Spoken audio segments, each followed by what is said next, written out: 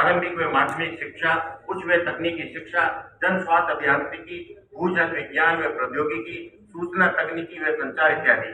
आपने जन लेखा समिति व अन्य अनेकों समितियों में सदस्य के रूप में काम किया है। केंद्रीय मंत्रिमंडल में ग्रामीण विकास व पंचायती राज, भूतल परिवहन व राज्य मार्ग तथा रेल मंत्री के रूप में आपका कार्यकाल हम सभी मेवाड़वासियों के लिए गौरव का विषय रहा है। वर्तमान में राजस्थान विधानसभा के अध्यक्ष के रूप में जारी आपकी अति सफल कालावधि आपकी कुशल बुद्धिमत्ता को परिलक्षित करते हैं। आपने कांग्रेस के प्रदेश अध्यक्ष व राष्ट्रीय महासचिव व अन्य राजनीतिक पदों के माध्यम से राजनीतिक सूझबूझ का परिचय दिया है।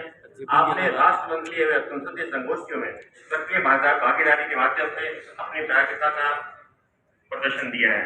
आदरणीय सीपी जोशी साहब ने शिक्षा व राजनीतिक कार्य में क्षेत्र में उच्च पदों के अतिरिक्त राजस्थान क्रिकेट संघ के अध्यक्ष पद को भी सुशोभित किया है। ऐसे असाधारण व्यक्तित्व के धनी डॉक्टर सीपी जोशी को हम अपने मध्य एमपीयूटी के पेस्टल वेलफेयर सोसाइटी के कार्यक्रम में पाकर अत्यंत आह्लादित है। मैं बड़ी विनम्रता से आपके उद्बोधन हेतु आपको आमंत्रित करता हूँ।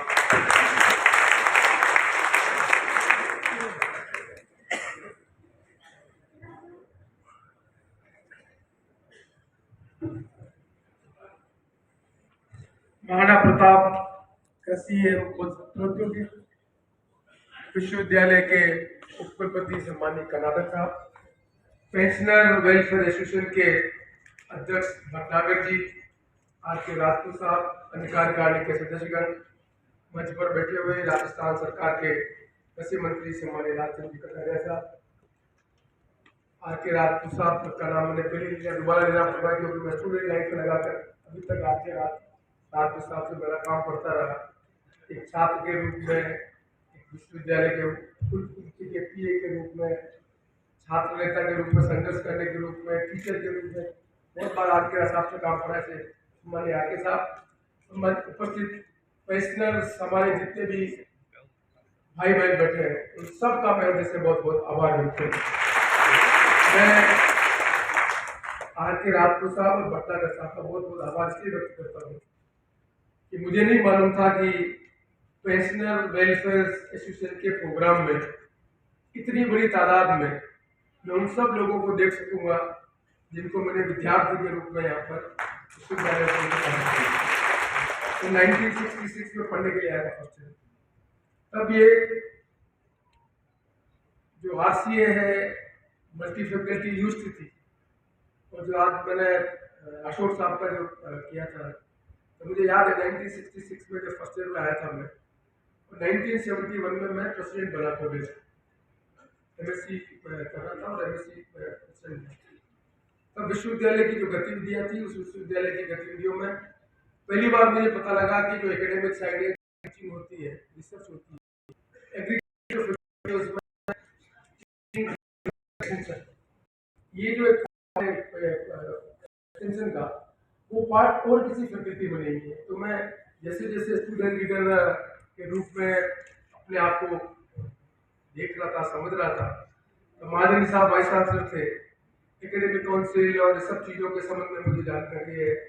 मतलब नगर फार्म पुरानी जितने भी सब मुझे I can remember all the things. इतना मुझे पूरा जो समय का जो टीचर एसोसिएशन का जो मूवमेंट है, कैसे ये विश्वविद्यालय ग्रो किया, कैसे मल्टी फैकल्टी डिवाइड हुई, ये सब चीज़ें मुझे आई कैन रिकलेक्ट इट। और उससे ज़्यादा मुझे सबसे बात में खुशी हुई कि एक छात्र के रूप में, एक लेक्चरर के रूप में, एक MLA के रूप में मैं बराबर विश्वविद्यालय की गतिविधियों के बारे में मुझे जानकारी है। और मेरा रुचि हो या नहीं हो, लेकिन भट्टागर साहब, आर.के. राजपूत साहब, ऐसे बहुत से व्यक्ति हैं जो लंबे समय से रिटायरमेंट के बाद भी कभी कभी मुझे मिलते रहे, कभी स्कूल चला रहे थे उसके बारे में मिल रहे, कभी क्या मिल रहे, मुझे जानकारी सबकी है। और मुझे सबसे अच्छी बात ये लगी कि जिनका मैं आज सम्मान कर पाया और जिनका नहीं कर पाया, जिनका भी विशेष साहब ने कहा वो करेंगे, मुझे अच्छा लगा कि मैं उन लोगों का सम्मान करने जिनकी क्रोनिकल एज और विश्वविद्यालय का 20 इयर्स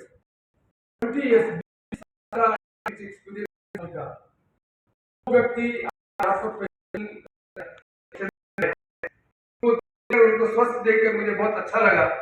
और हम आशा करते हैं कि हमारे जितने भी और पेंशनर अभी है और या पेंशनर हो इसी तरह से स्वस्थ हो और दीर्घ जीवन का अपना अच्छा स्वस्थ जीवन निकाले, ऐसी मैं उन सबसे अपेक्षा करता हूँ। इसलिए मुझे देखकर अच्छा लगा कि हमारे यहाँ पर रिच अनुभव वाले लोग आज पेंशनर के रूप में, मैं भी सोच रहा था बैठे बैठे कि जब विश्वविद्यालय में या गवर्नमेंट में रिटायरमेंट का जो कॉन्सेप्ट था, तब स्टेट के जो रेवेन्यू है, उस स्टेट के रेवेन्यू में जो पेंशनर्स का जो भार था वो कम था। जैसे जैसे लॉन्गेविटी बढ़ी, वैसे वैसे पेंशन का भाव बढ़ता गया। स्टेट गवर्नमेंट के जो रेवेन्यू है, स्टेट गवर्नमेंट के रेवेन्यू में बहुत बड़ा लाइबिलिटी इसलिए लाइफ एक्सपेक्टेंसी बढ़ गई। अब 60 साल व्यक्ति अगले 20 साल 80 साल तक निकाले। हमने कभी कल्पना ही नहीं की कि हम ऐसी सर्विस भी एंटिसिपेट करनी चाहिए जिसमें 60 साल से 80 साल के लोगों का समाज में क्या उपयोग हो। क्या हम केवल मात्र जो हमारी सरकारी अवधारणा थी कि हम लोगों को नौकरी देंगे और 60 साल के बाद रिटायरमेंट कर देंगे, तो हमने एंटिसिपेट ही नहीं किया कि 60 साल के बाद 20 साल 25 साल तक आदमी स्वस्थ रहकर समाज में कंट्रीब्यूट कर सकता है।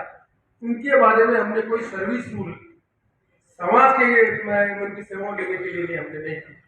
बार बार इन बातों में सोचता रहता हूँ मैं, भाई क्या हम ऐसी अवधारणा नहीं कर सकते हैं कि आज कर्नाटक सामान्य किसी साहब बैठे हुए, आज रिटायरमेंट के बाद जो एग्रीकल्चर खासतौर से एक्सटेंशन के जो लोग हैं, ये पूरा का पूरा पैटर्न बदल रहा है। हमने कहा मार्च में बरसात नहीं होती है, गर्मी नहीं हो रही है, मार्च महीना हो गया, गर्मी हो गया, तो जो एग्रीकल्चर के एक्सटेंशन की चीजें हैं उसमें जो बदलाव हुआ है व्यवहार में, उसको समझने की जरूरत है। जब व्यवहार में पानी नहीं था, फिर आजादी के बाद हमने यहाँ पर डैम बनाया, माइक बनाया, दाखम बनाया, पहली जनरेशन के एग्रीकल्चर आदिवासी लोगों को खेती सिखाई हमने। अब सडनली पूरा का पूरा वातावरण बदल गया, तो वातावरण बदल के मार्च अप्रैल महीने में, तो क्या ये हमने ये नहीं सोचा कि ट्रेडिशनल खेती जो कर रहा है एग्रीकल्चर, जिसकी एक्सटेंशन की सर्विसेज देके हमने उसका आउटपुट बढ़ाया, उसकी लाइवलीहुड को बढ़ाने का काम किया, वो जो चेंज पैटर्न हो रहा है उस पैटर्न के संबंध में हम कैसे उनको और मोटिवेट करें कि चेंज के पैटर्न को बदलकर अपने क्रॉप में क्या परिवर्तन कर सकते। पंजाब में जब सबसे ज्यादा एग्रीकल्चर प्रोड्यूस हो रहा था, तो लोगों ने कल्पना नहीं की थी कि ये जो फर्टिलाइजर उसका इम्पैक्ट क्या हो। कभी कल्पना नहीं की थी कि पानी इतना नीचे चल जाएगा तो कितना हो जाएगा।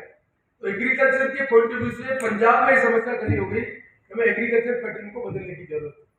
हमारे राजस्थान में इतनी ज्योग्राफिकल वेरिएशन है कि जो गंगानगर और बीकानेर का जो इलाका है, उससे क्वाइट डिफरेंट इलाका हमारा साउथ राजस्थान का इलाका है। अब साउथ राजस्थान में पर हेक्टर यील्ड की हम मापदंड करें, मैं समझता हूँ कि स्टिल अभी पोटेंशियल है, जिस पोटेंशियल को हार्नेस किया जा सकता है कि पर हेक्टर हम कितनी यील्ड को बढ़ा सकते हैं।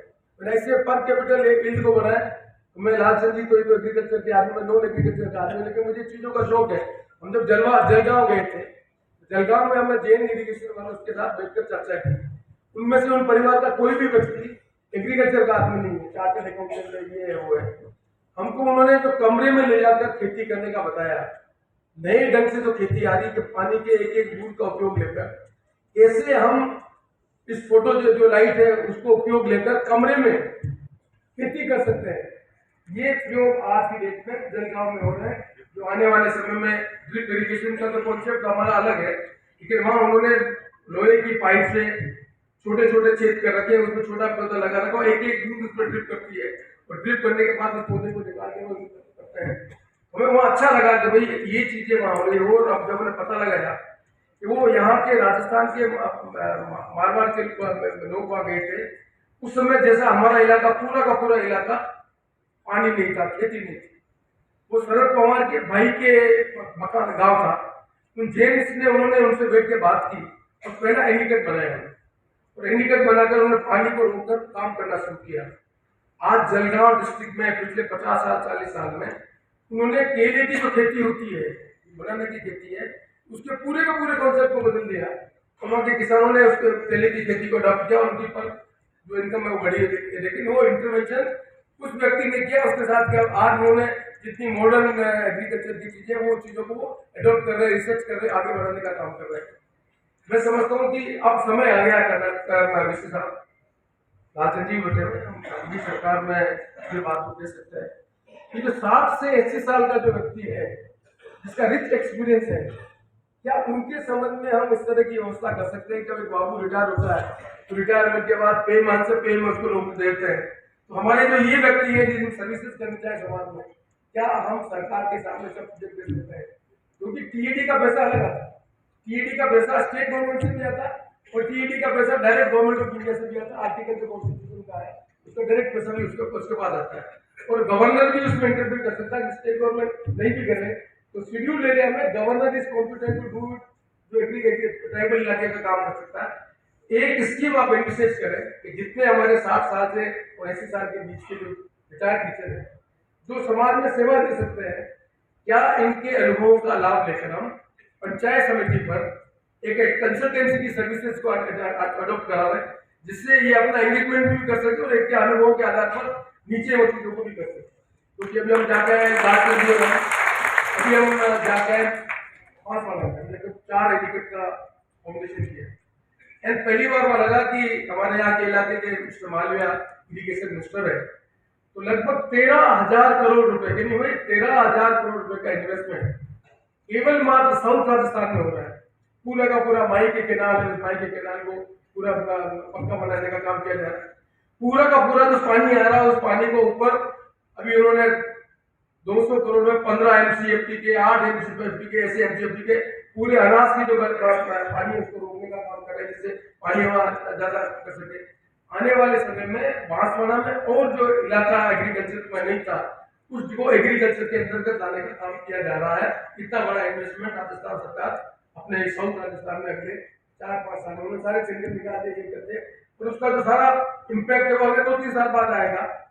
क्या हम उन इलाके में जहां पर अब नई सिरे से खेती होगी, जहां पहले खेती नहीं हो रही थी, बैरल लैंड थी, इस इंफ्रास्ट्रक्चर के बाद खेती वहां पर होगी, क्या हम वहां की खेती के लिए नए सिरे से हम इंप्लीमेंटेशन करने के लिए जो हमारी एक्सपर्टाइज है उनकी सर्विसेज के साथ गवर्नमेंट के साथ मिलकर कोई रास्ता निकालें? क्योंकि पर हेक्टर आपकी जमीन है, उस जमीन में आज की डेट में ट्रेडिशनल खेती कर रहे हैं, गेहूं या मक्की की खेती, तो उसमें नहीं होता। मैंने अपने इलाके में रेल मगरा में लोगों को कलेक्टर को मोटिवेट करके डीएमएफटी के फंड से करीब 2000 काश्तकार को मैंने अलग अलग जगह भेजा मैंने और बेचकर उनको कहा कि आप अपना पैटर्न बदलो। तो मुझे अच्छा लगा कि मेरे वहां पर लोगों ने बीज लेकर कैश क्रॉप, गोभी की फसल, फलानी फसल ये करना शुरू किया। रेल मगरा में हॉर्टिकल्चर की चीजें हमने लोगों ने एडॉप्शन करना शुरू किया। तो एक जमाना था जब बनास नीचे बची थी तो सबसे सरसत इलाका रेल मगरा था। आज हमने, क्योंकि हमने मॉडर्न आदमी, हमने बनास पर बांध बना दिया, बांध बना के हमने पानी को डाइवर्ट कर दिया। जो नीचे का पेरियल सोर्स था वो तो ड्राई होता गया, वो 30-40 ईयर्स पानी नीचे चला गया।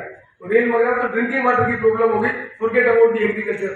तो जैसे जैसे जो जिस नदी का फ्लो था उसके ऊपर जितने हमने एलिकेट बनाए उसका नेट रिजल्ट रहा कि जो उसके रिवर बेस्ड जो एग्रीकल्चर थी वो तो खत्म हो गई और हमने केनाल बनाकर इरिगेशन करने का काम किया, उससे नई खेत लोगों की खेती होने का काम हो गया। तो वो लोग जो ट्रेडिशनली रिवर बेस्ड जिनकी जमीन थी वो उनके सामने प्रॉब्लम खड़ी हो। कोई भी हिंदुस्तान का हैबिटेशन उठा के देख लें, हैबिटेशन में 2 चीजें कॉमन है। हैबिटेशन वही है जहाँ पीने का पानी उपलब्ध है, एक कूड़ के